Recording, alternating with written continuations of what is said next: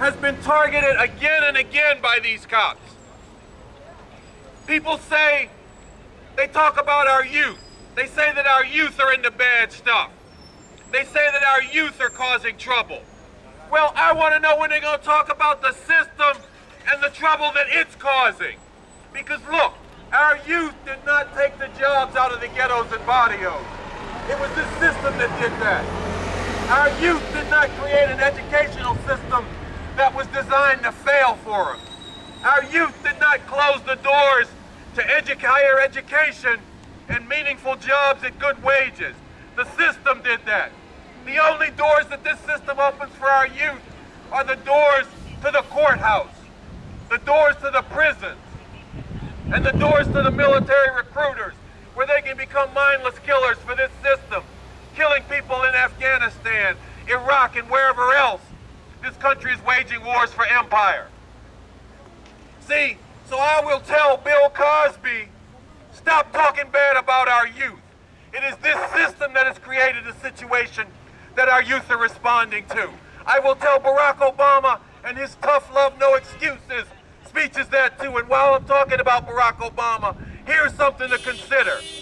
This system might put a black man in the White House, but they are not ready to stop their cops from brutalizing and murdering black and Latino men across in streets, in cities across this country. Well, that has to stop.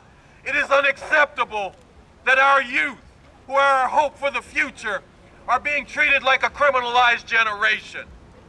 Guilty until proven innocent, if they can survive to prove their innocence.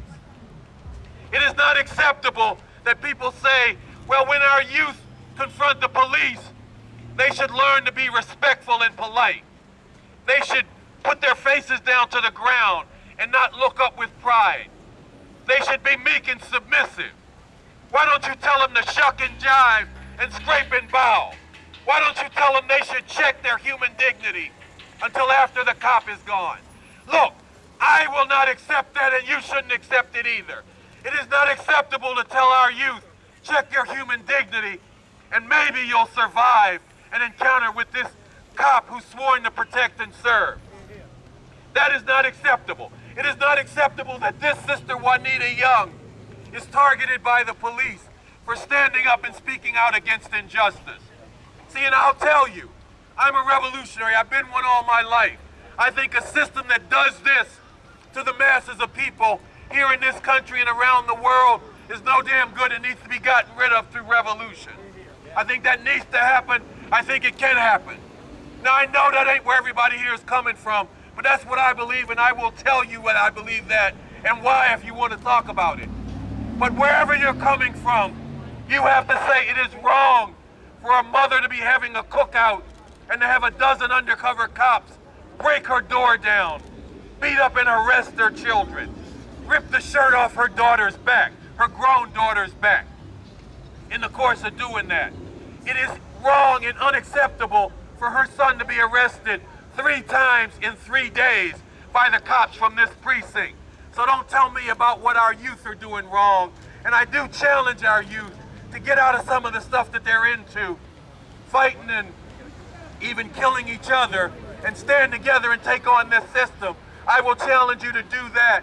Fight the power and transform yourself and others for revolution. But I will challenge anybody who blames our youth for this situation. Our youth are victims of the situation just like we are. They need to be a part of organizing, uniting, and doing something about it. We got some people here who have been doing that, and they're going to speak to you too. By the way, my name is Carl Dix. Make sure you get the credit or the blame for the right person for this stuff that I just been saying. I'm a